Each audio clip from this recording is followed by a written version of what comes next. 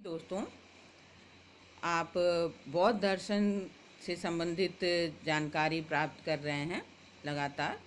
मतलब कि बौद्ध दर्शन से संबंधित श्रृंखला अभी तक चल रही है, जिसमें आप इस समय बौद्ध धर्म के संप्रदाय के विषय में जानकारी प्राप्त कर रहे हैं। आपने पूर्व वीडियो में जाना था कि बौद्ध धर्म के मूलतः दो संप्रदाय हैं। एक है हीनयान और दूसरा है महायान। आपने जाना था कि जहाँ हीनयान बौद्ध धर्म का प्राचीनतम रूप है, वहीं महायान बौद्ध धर्म का विकसित रूप है। इस तरह से आपने इसकी पूर्व वीडियो में हीनयान के विषय में जानकारी प्राप्त कर ली है, और अब इस वीडियो में आप महायान के विषय में जानकारी प्राप्त करेंगे। दोस्तों, हीनयान में जो बातें कही गई हैं, या कह लीजिए कि हीनयान के जो मूल मंत्र हैं, वह जन साधारण के लिए अत्यंत कठिन है। और ज्यों ज्यों बौद्ध धर्म का विकास होना शुरू हुआ, त्यों त्यों बौद्ध धर्म के जो अनुयायी थे, या कह लीजिए समर्थक थे, उन्होंने हीनयान के आदर्श को बौद्ध धर्म की प्रगति में बाधक समझा। और यही कारण है कि बौद्ध धर्म के कुछ समर्थकों ने हीनयान की स्थान पर, या कह लीजिए हीनयान संप्रदाय के विपरीत एक दूसरे संप्रदाय को जन्म दिया, जिसका नाम है महायान। महायान का अर्थ ही है महायान, अर्थात बड़ी गाड़ी, या आप कह लीजिए प्रशस्त मार्ग। क्योंकि इसमें जो मार्ग दिखाए गए हैं, उस पर चलकर असंख्य लोग जो हैं वो अपने चरम लक्ष्य को प्राप्त कर सकते हैं। इस संप्रदाय को सहज यान अर्थात इजी पाथ, इंग्लिश में आप बोलिए तो इसको इजी पाथ भी कहा जाता है, क्योंकि इसके जो सिद्धांत हैं वो सभी व्यक्तियों के लिए सहज है, सुगम है, जिसको सभी व्यक्ति जो है सरलता से हृदयगम कर सकता है। महायान की जो सबसे बड़ी विशेषता है दोस्तों, वह है बोधिसत्व की कल्पना करना।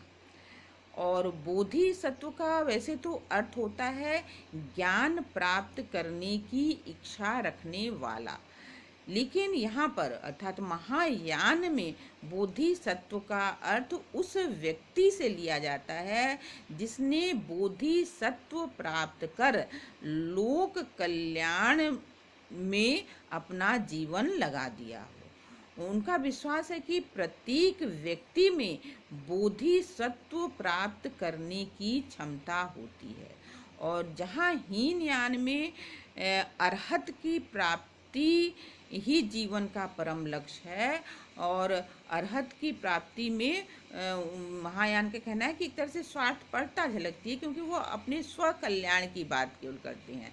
वहीं महायान जो है वो बोधिसत्व प्राप्त करने के बाद लोगों के मतलब जनसाधारण के कल्याण में लग जाता है।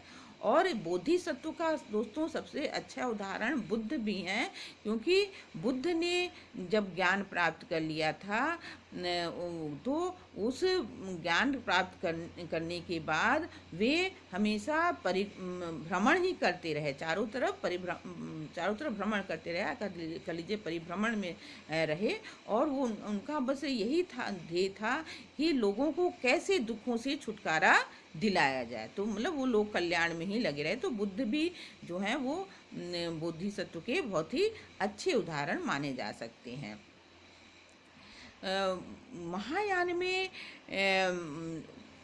ईश्वर को माना गया है, मतलब ईश्वर को एक तरह से उन्होंने एक जगह पर बुद्ध को ही ईश्वर की संज्ञा दे दी है कि बुद्ध ही भगवान है, बहुत ही ईश्वर है। और महायान में ईश्वर को एक प्रेम में, करुणा में माना गया है, और आगे चलकर महायान में बुद्ध को पारमार्थिक सत्य का अवतार माना गया है। और इस तरह से जहाँ हीनयान को आपने देखा कि वो अनीश्वरवादी है, महायान ईश्वर को मानता हुआ प्रतीत होता है। इसी तरह जहाँ आपने देखा था कि बौद्ध दर्शन के अंतर कि यह अनात्मवादी है, वहीं यह आत्मा को भी मानता हुआ प्रतीत होता है, क्योंकि उसका कहना है कि अगर हम आत्मा को नहीं मानते तो आत्मा को मानने के लिए हमें मानने के लिए होना ही चाहिए, क्योंकि बिना आत्मा को माने, बिना आत्मा को स्वीकार किए हम जो उनकी मुक्ति की सार्थकता को, आत्मा की मुक्ति की सार्थकता को कैसे प्रमाणित कर सकते हैं। तो इसलिए ये कहते हैं कि आत्मा को इस दृष्टि से हमें मानना अत्यंत आवश्यक है। महायान के अनुसार प्रत्येक व्यक्ति में एक ही आत्मा का निवास होता है, और इस तरह से सभी मनुष्य एक दूसरे से भिन्न होते हुए भी क्या है, समान है। और साथ ही साथ महायान में कहा गया है कि महायान में संन्यास को और संसार मतलब संन्यास ग्रहण करना और संसार से विरत होना, संसार से पलायन करना, इसकी कटु आलोचना की गई है। और कहा गया है कि मनुष्य जो है इस संसार में रहकर ही अपनी प्रगति कर सकता है। उन्होंने कहा कि मनुष्य को इस संसार में रहकर ही अपनी प्रगति करनी चाहिए। और कर्म के संबंध में देखें तो महायान में कहा गया है कि बोधिसत्व अपने कर्मों के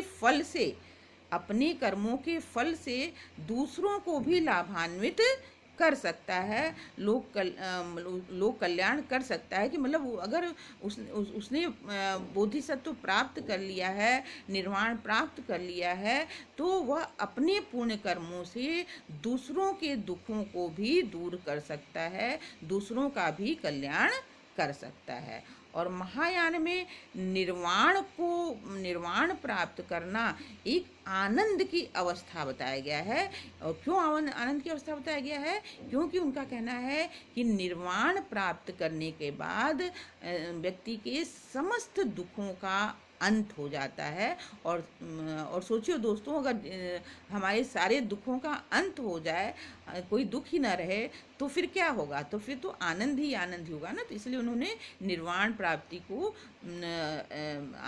निर्वाण को आनंद की अवस्था बनाया है। इस तरह से आपने देखा कि महायान जो है बहुत ही उदार दृष्टिकोण रखता है, और यह एक प्रगतिशील रूप है बौद्ध धर्म में। तो इस तरह से आपने बौद्ध धर्म के संप्रदाय में हीनयान और महायान के बारे में जाना। और आपने आप दोनों वीडियो को ध्यान से देखिएगा, तो दोनों में क्या अंतर है यह भी आपको अच्छी तरह से स्पष्ट हो जाएगा। तो इस तरह से आप सबको दोस्तों वीडियो देखने के लिए, लाइक करने के लिए, शेयर करने के लिए, और चैनल पर अगर आप नए हैं और अभी तक आपने सब्सक्राइब नहीं किया है, क्योंकि मैं बार बार ये कहती हूँ, मुझे लगता है कि कुछ लोग जो हैं सब्सक्राइब किए होते हैं और फिर सब्सक्राइब वाले बटन को टच कर लेते हैं, जिससे वो चैनल अनसब्सक्राइब हो जाता है। तो आपने अगर एक बार सब्सक्राइब कर लिया है तो बार बार सब्सक्राइब करने की ज़रूरत है। हाँ, लाइक आप कर सकते हैं, शेयर कर सकते हैं, कमेंट बॉक्स में कमेंट लिख सकते हैं, लेकिन अगर सब्सक्राइब कर चुके हैं तो दोबारा करने की आवश्यकता नहीं है। तो आप सबको वीडियो देखने, अपने कमेंट अवश्य आप हमें बताया करिए कि आपकी क्या विचार हैं, या आप इसके बौद्ध धर्म के संबंध में या बौद्ध दर्शन के संबंध में और भी कुछ जानकारी प्राप्त करना चाहते हैं, तो उसको भी आप अवश्य बताइए। तो दोस्तों, यहाँ बुद्ध से संबंधित, बुद्ध के विचारों से संबंधित सारी बातें करीब करीब हो गई। अब हम लोग नेक्स्ट वीडियो से बौद्ध दर्शन को शिक्षा से जोड़ेंगे कि शिक्षा में इसका क्या योगदान हो सकता है, शिक्षा के क्षेत्र में यह कितना प्रासंगिक है, इसकी कितनी उपयोगिता है, इत्यादि बातों की हम लोग चर्चा करेंगे। तो मिलते हैं नेक्स्ट वीडियो में, तब तक के लिए आप सबको धन्यवाद।